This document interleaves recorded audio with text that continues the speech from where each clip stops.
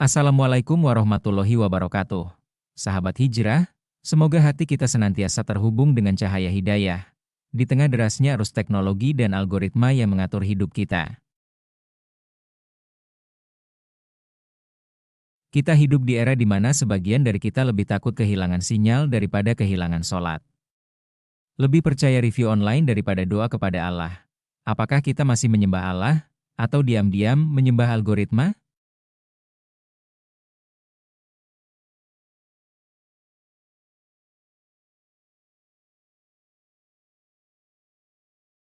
Syirik dalam Islam adalah menyekutukan Allah dalam hal ibadah, keyakinan, atau pengharapan.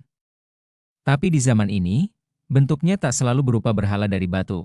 Ia bisa berupa rasa percaya mutlak kepada sistem, algoritma, atau teknologi. Misalnya, lebih percaya ramalan digital, zodiak, tarot eye, daripada takdir Allah. Lebih berharap viral di media sosial daripada ridha Allah. Takut syahduan melebihi takut dosa. Dan di antara manusia ada orang yang menyembah tandingan-tandingan selain Allah. Mereka mencintainya sebagaimana mencintai Allah. Quran Surat Al-Baqarah ayat 165.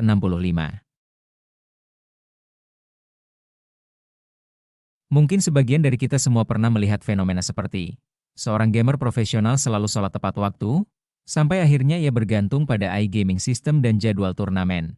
Ia mulai menunda sholat, padahal meminta selain kepada Allah dalam perkara gaib adalah bentuk syirik. Begitu juga seperti ini.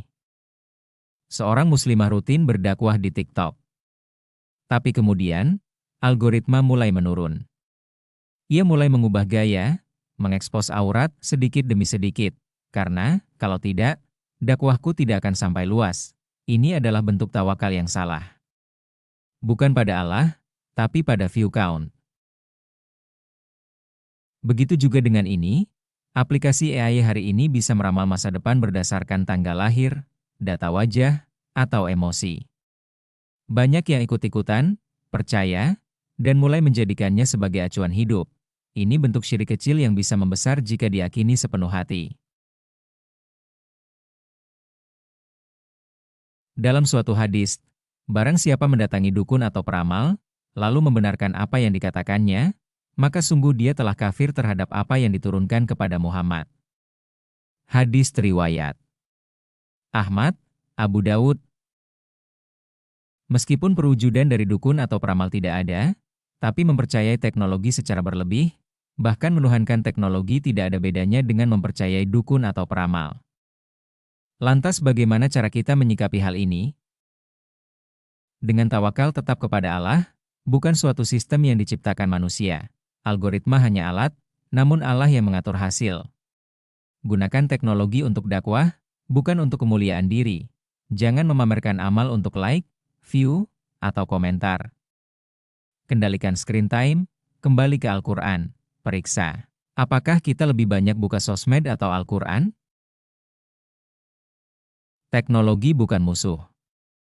Tapi ketika ia mengambil posisi Tuhan di hati kita, saat itu, kita telah menggantikannya dengan berhala tak terlihat. Sewajarnya kita sebagai hamba Allah, teruslah berdoa agar terhindar dari syirik, baik kecil atau besar. Seperti dalam hadis, "Ya Allah, aku berlindung kepadamu dari menyekutukanmu dalam keadaan aku sadar, dan aku mohon ampun kepadamu dari syirik yang aku tidak sadar." Hadis riwayat Ahmad.